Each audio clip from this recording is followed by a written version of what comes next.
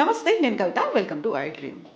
ఉద్యోగ బాధ్యతలు, కుటుంబ నిర్వహణ, రోజువారీ కార్యక్రమాలు వీటన్నిటిలో కుస్తీలు పడుతూ ఉన్నప్పుడు సడన్గా తలనొప్పి వస్తే ఏమవుతుంది? భరించలేనంత నొప్పి ఎందుకు వచ్చిందో తెలియదు, ఎలా తగ్గిపోతుందో తెలియదు. తాత్కాలిక ఉపశమనం కోసం ఏదో ఒక టాబ్లెట్ తీసుకుంటాం. బట్ అది రూట్ కాజ్ దాకా వెళ్ళదు, తలనొప్పిని తగ్గించదు. అసలు మైగ్రేన్ అనేది ఎందుకు వస్తుంది, దానికి ఉన్నటువంటి కారణాలు ఏంటి, ట్రీట్మెంట్ ఎలా ఉంటుంది, పెయిన్ రిలీఫ్, పెయిన్ మేనేజ్మెంట్ అనేది ఏం చేస్తారు? మనతో పాటుగా ఉన్నారు డాక్టర్ ధీరజ్.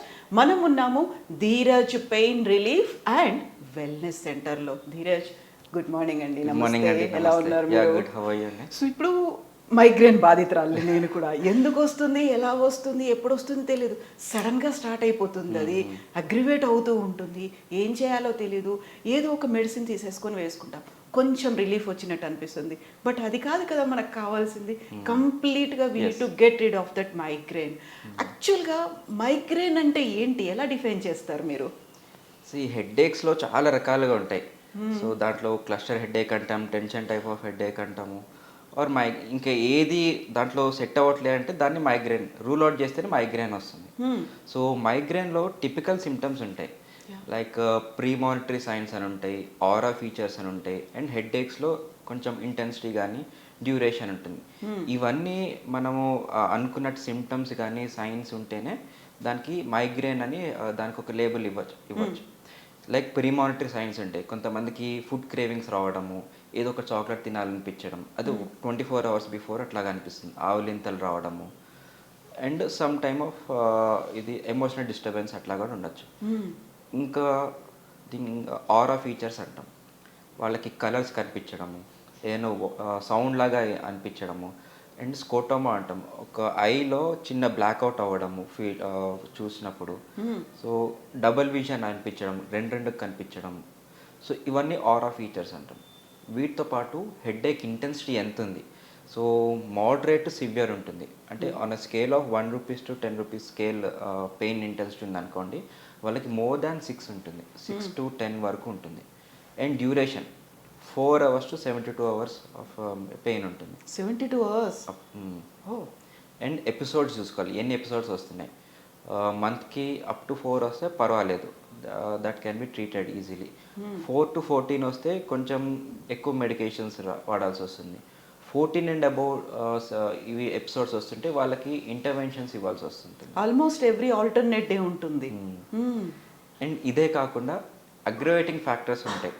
కొంతమందికి చీజ్ ప్రోడక్ట్స్ తిన్నా కానీ, ఆర్ మిల్క్ మెటీరియల్స్ తిన్నా కానీ, ప్రాసెస్డ్ ఫుడ్ తిన్నా కానీ, ఆర్ పిండి పదార్థాలు కానీ, పడని వస్తువులు తిన్నా కానీ అగ్రవేట్ అవుతూ ఉంటుంది. అండ్ మోస్ట్ ఇంపార్టెంట్ థింగ్ ఏంటంటే, టైంకి ఫుడ్ తినకపోయినా, వాటర్ తీసుకోకపోయినా, డీహైడ్రేషన్ అయినా, ఫాస్టింగ్ ఉన్నా కానీ, ఎక్సెసివ్ తిన్నా కానీ వాళ్ళకి ట్రిగర్ అవుతూ ఉంటుంది. అంటే ఒక ఇండివిజువల్కి, ఒక్కొక్క పర్సన్కి ఒక్కొక్క రిలేటెడ్ అగ్రవేటింగ్ ఫ్యాక్టర్స్ ఉంటాయి. సో ఇవన్నీ వాళ్ళకి హిస్టరీ టేకింగ్లో మనం ఐడెంటిఫై చేసుకుని వాళ్ళ డీటెయిల్గా వాళ్ళ గురించి స్టడీ చేస్తేనే వాళ్ళకి పర్ఫెక్ట్ ట్రీట్మెంట్ ఇవ్వడం జరుగుతుంది. సో స్పెసిఫిక్గా ఇది రీజన్ అని చెప్పలేము, అలాగని జనరలైజ్ కూడా చేయలేము. ఒక్కో ఇండివిజువల్కి ఒక్కో రకమైనటువంటి సిమ్టమ్తో మైగ్రేన్ అనేది కనిపిస్తుంది. సో ట్రీట్మెంట్ అనేది, ఇన్ని రకాల మైగ్రేన్స్ ఉన్నాయి, అది తలనొప్ప, ఎందువల్ల వచ్చింది, దానికి ఉన్నటువంటి ట్రీట్మెంట్ ఏంటి, ఇవి అసలు ఏది అంతుపట్టవు కదా. సో వాళ్ళని మీరు ఎలా ట్రీట్ చేస్తారు? దేర్ ఆర్ టైప్ ఆఫ్ హెడ్ఏక్స్లో ఉంటాయి రెండు. ఒకటి ఏంటి, primary headache, secondary headache. Secondary headache rule out చేసుకోవాలి ఎప్పుడైనా, ఎందుకంటే బ్రెయిన్లో ట్యూమర్ ఉండొచ్చు, సిస్ట్ ఉండొచ్చు, ఎనీ బ్లడ్ ఏమైనా లీక్ ఉండొచ్చు. సో వీటి వల్ల హెడ్ఏక్తో పాటు వాళ్ళకి నాజియా, వామిటింగ్ రావడము, కళ్ళు తిరగడము, ఆర్ బాగా సివియర్ పెయిన్, వాళ్ళకి ఎంత చేసినా వామిటింగ్స్ తగ్గకపోవడము, అండ్ మోటార్ డెఫిసిట్స్ ఉంటాయి, అంటే వాళ్ళకి చేతులు కాళ్ళు పడిపోవడము. సో ఇవన్నీ గ్రాడ్యువల్గా ఆన్సెట్ నుంచి ఇవన్నీ డెవలప్ అవుతూ ఉంటాయి. ఒకవేళ ఇలాంటి సిమ్టమ్స్ ఉంటే ఖచ్చితంగా వాళ్ళకి ఎంఆర్ఐ కానీ, సిటీ స్కాన్ చేసి వాళ్ళకి రూల్ అవుట్ చేసుకుని, అండ్ తగినంత సర్జరీ కానీ, న్యూరో సర్జన్ పర్యవేక్షణలో వాళ్ళకి ట్రీట్మెంట్ చేస్తే సరిపోతుంది. ఇవన్నీ లేవు. ప్రైమరీ హెడ్ఏక్స్లో చాలా రకాలుగా ఉంటాయి. ఎక్కువ మందికి చూసేదని tension type of headache.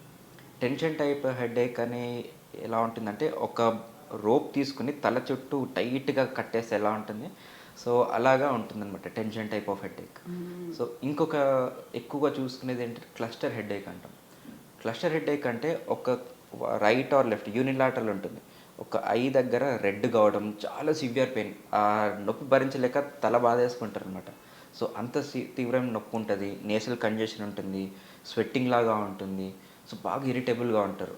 But దీంట్లో ఉన్న ప్రత్యేక గుణం ఏంటంటే కొన్ని రోజుల పాటు వరుసగా వస్తుంది. ఒక 1 మంత్, 2 మంత్స్, 3 మంత్స్ వరకు కంటిన్యూస్గా ఉంటుంది. మళ్ళీ రెమిషన్లో ఉంటుంది. 6 మంత్స్, 9 మంత్స్ మళ్ళీ పెయిన్ రాకుండా ఉంటుంది. మళ్ళీ తర్వాత 3 to 6 మంత్స్ కంటిన్యూస్గా రావచ్చు. అందుకే దీన్ని క్లస్టర్ హెడేక్ అంటాం. అంటే ఒక గ్రూప్ ఆఫ్ డేస్లో ఆర్ స్పెసిఫిక్ టైంలో ఒకటేసారి పెయిన్ రావడం, మళ్ళీ రెమిషన్ వెళ్ళడం, దీన్ని క్లస్టర్ హెడేక్ అంటాం. ఇంకొకటి చాలా ఎక్కువగా చూసేది డెంటిస్ట్ దగ్గర కూడా చాలామంది హెడేక్ వెళ్తూ ఉంటారు. ఎందుకు? వాళ్ళకి అంత జా నొప్పి రావడము, తిమ్మిరి రావడము, ఒక కరెంట్ బోల్ట్ వచ్చినట్టు సెన్సేషన్ రావడము, అండ్ వాళ్ళకి ఫేస్ వాష్ చేసుకున్న, అన్నం తిన్నా, ఒక సైడ్ అన్నం తిన్నా కానీ, వాటర్ తాగినా ఆర్ బయటకి ఎక్స్పోజ్ అయినప్పుడు జస్ట్ విండ్ తగిలినా కానీ చాలా సివియర్ ఒక థండర్ బోల్ట్ లాగా వాళ్ళకి పెయిన్ వస్తుంది. దీన్ని మనము ట్రైజమైనల్ న్యూరాలజీ అంటాం. అండ్ కామన్ లాంగ్వేజ్లో దీన్ని సూసైడల్ హెడేక్ అంటాం. ఓ ఈ నొప్పి భరించలేక చాలామంది సూసైడ్ కూడా చేసుకుంటూ ఉంటారు. సో హెడేకే వస్తుంది కదా అని చెప్పేసి జస్ట్ అప్పటికప్పుడు పారాసిటమాల్ డోలో వేసుకుని టైంపాస్ చేయకుండా కరెక్ట్గా మనకి డయాగ్నోస్ చేసుకుని అందులో వాళ్ళకి సెకండరీ హెడేక్ ఉందా, ప్రైమరీ హెడేక్ ఉందా, ప్రైమరీ హెడేక్లో ఇవన్నీ రూల్ అవుట్ చేసుకుంటే వాళ్ళకి perfect treatment, tailor made treatment అందించగలం మనం. ఎగ్జాక్ట్లీ ఇప్పుడు మీరు చెప్పింది బ్రెయిన్లో ట్యూమర్ ఉండొచ్చు, లేకపోతే ఇక్కడ డెంటల్ ప్రాబ్లం ఉన్నా కానీ అది మైగ్రేన్ దాకా వస్తుంది అనుకుంటే యూజువల్గా మనం టీ తాగితే తగ్గిపోతుంది, కాఫీ తాగండి, లేకుంటే ఆయిల్ మసాజ్ చేయండి, లేకుంటే అప్పటికప్పుడు ఓవర్ ద కౌంటర్ ఏదో ఒక మెడిసిన్ దొరుకుతుంది అది తీసుకుంటే తగ్గిపోతుంది కొన్ని మనం అనుకుంటాం. But root cause is different కదా, చాలా ప్రాపర్గా దృఢంగా గట్టిగా ఉండేటువంటి ఒక రూట్ కాజ్ ఉంటుంది, అదంతా ఈజీగా పోదు. దాన్ని ఎలా ఐడెంటిఫై చేస్తారు మీరు? అగైన్ ఒక ఇండివిజువల్ ఒకరికి అగ్రవేటింగ్ ఫ్యాక్టర్స్ ఉంటాయి, అదే ఐడెంటిఫై చేయాలి. దానికోసమే మన దగ్గర ఏం చేస్తామంటే ఒక హెడేక్ డైరీ అని బుక్ ఇస్తాం. ఓకే. సో ఆ బుక్లో వాళ్ళకి డేట్స్ ప్రకారంగా వాళ్ళకి ఎంత డ్యూరేషన్ పెయిన్ వచ్చింది, ఎంతసేపు వచ్చింది, ఇంటెన్సిటీస్ పెయిన్ స్కోర్లో 1 రూపీస్ to 10 రూపీస్లో వాళ్ళకి ఎంత తీవ్రంగా పెయిన్ వచ్చింది, అండ్ పెయిన్ వచ్చే ముందు వాళ్ళు చేసిన యాక్టివిటీ ఏంటి, ఏం తినడం వల్ల వచ్చింది, బయటకు వెళ్ళారా, సడన్గా ఏమైనా బాగా నాయిస్ విన్నారా, సన్ ఎక్స్పోజర్ అయిందా, ఆర్ ఫాస్టింగ్ చేశారా, అవుట్ సైడ్ ఫుడ్ ఏమైనా తిన్నారా. సో ఇవన్నీ వాళ్ళకి ఎడ్యుకేట్ చేసి ఒక బుక్ ఇవ్వడం జరుగుతుంది. సో దీనివల్ల వాళ్ళకి అగ్రవేటింగ్ ఫ్యాక్టర్స్ ఏమున్నాయో మనకు ఒక అవగాహన వస్తుంది. దాన్ని బట్టి వాళ్ళకి ఎగ్జాక్ట్గా ఏ మెడిసిన్స్ పెడితే వాళ్ళకి బాగా రిజల్ట్ వస్తుందో మనకు ఒక అర్థమవుతుంది. సో దీన్ని బట్టి పేషెంట్కి మందులతో సరిపోతుందా ఆర్ ఇంటెన్సిటీ ఇంకా ఎక్కువ ఉంటే వాళ్ళకి ఇంటర్వెన్షన్స్ ఉంటాయి పెయిన్ మేనేజ్మెంట్లో. లైక్ గ్యాంగ్లియన్ బ్లాక్స్ అంటాము, వీళ్ళకి స్టెల్లెడ్ గ్యాంగ్లియన్ అని ఉంటుంది. సో ఇంకొంతమందికి స్పీనోపాలటన్ గ్యాంగ్లియన్ బ్లాక్ అని ఉంటుంది. ఈ క్లస్టర్ హెడేక్ ఎవరిదైతే వచ్చిందో ఆర్ ఓన్లీ ఈ ఏరియాలో మైగ్రేన్ వచ్చిందో వాళ్ళకి స్పీనోపాలటన్ గ్యాంగ్లియన్ బ్లాక్ అని ఉంటుంది.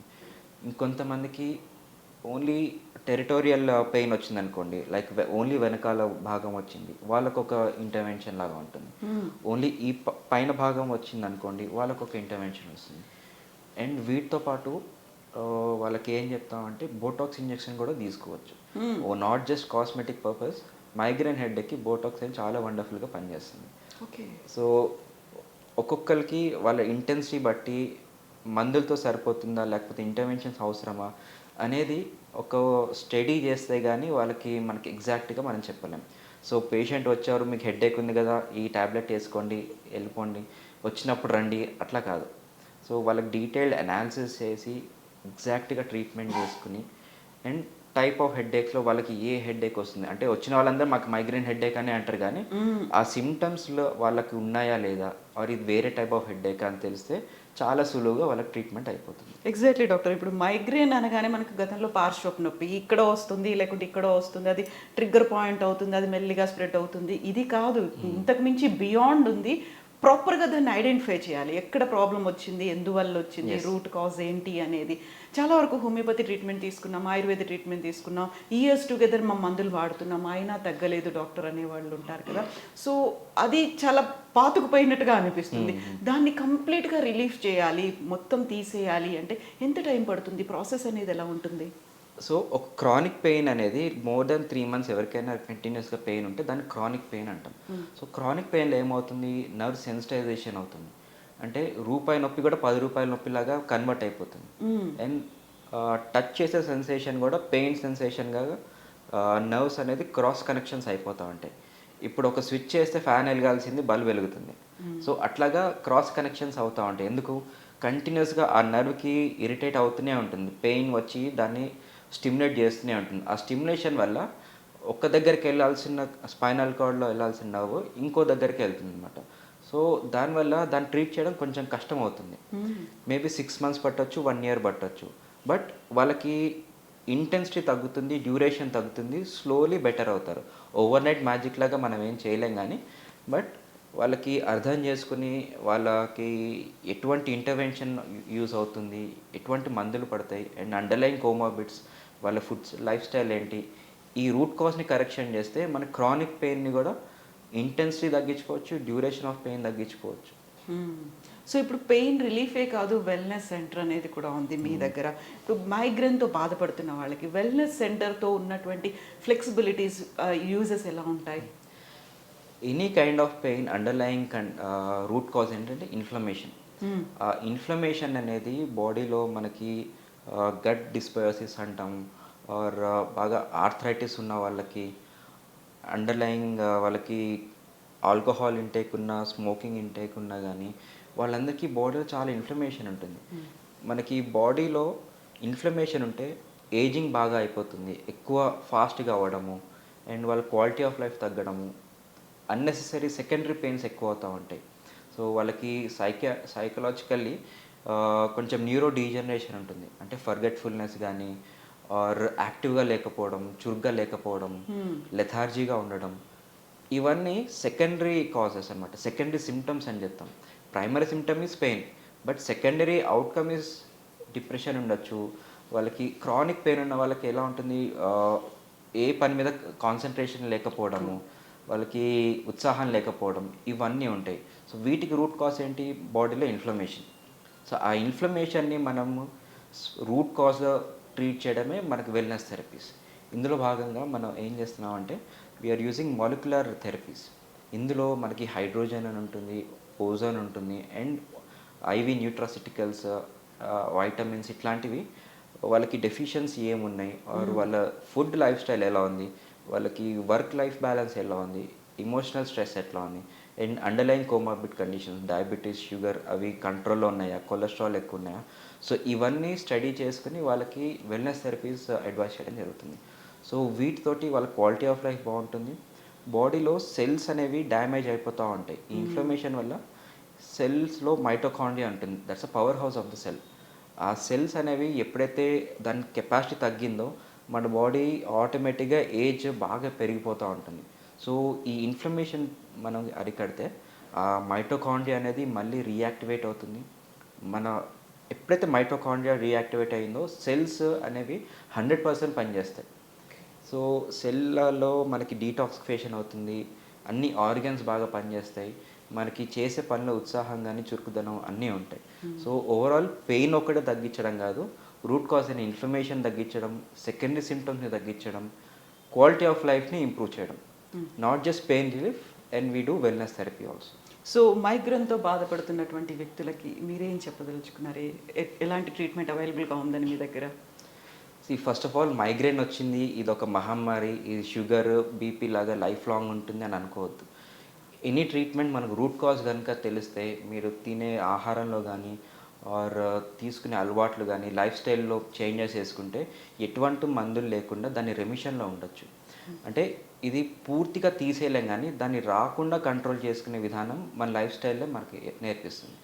వీటితోటి కూడా మీకు అంతగా సెట్ కాకపోతే దేర్ ఆర్ ప్రొఫైలాక్టిక్ మెడికేషన్స్. అంటే రాకుండా ఉండడానికి and duration, frequency, intensity of pain తగ్గించడానికి ప్రొఫైలాక్టిక్ మెడికేషన్స్ ఉంటాయి.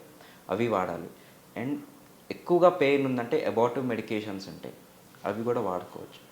ఇవన్నీ చేసి తగ్గకపోతే మా దగ్గరకు వస్తే there are many interventions like Botox injections కానీ, టెరిటోరియల్ నర్వ్ బ్లాక్స్ కానీ, గ్యాంగ్లియన్ బ్లాక్స్ కానీ. సో ఇవన్నీ చాలా సేఫ్, డే కేర్. ఒక 1 అవర్ ట్రీట్మెంట్ చేసుకుంటే ఇంకొక 1 అవర్లో వాళ్ళ ఇంటికి కూడా వెళ్ళిపోవచ్చు. అండ్ ఇవన్నీ చాలా సేఫ్ అండ్ డే కేర్. ఎటువంటి సైడ్ ఎఫెక్ట్స్ కానీ రిస్క్ లేని ట్రీట్మెంట్స్. మీకు హెడ్ఏక్ వస్తుంది కదా అని చెప్పి నెగ్లెక్ట్ చేయకుండా సత్వరంగా మీకు ఒక డాక్టర్ పర్యవేక్షణలో ట్రీట్మెంట్ తీసుకుంటే మీకు చాలా హ్యాపీగా ఉంటారు. హెడ్ఏక్ అనే ఒక హెడ్ఏకే పోతుంది. ఎగ్జాక్ట్లీ. సో తాత్కాలిక ఉపశమనాలే కాదు, రూట్ కాజ్ ఏంటో ఐడెంటిఫై చేయాలి, దానికి కంప్లీట్గా లేకుండా చూసుకోవాల్సిన అవసరం ఉంది. We give a holistic approach అని చెప్పచ్చు. Yes doctor, thank you so much. Best wishes to you doctor. Thank you. Thank you.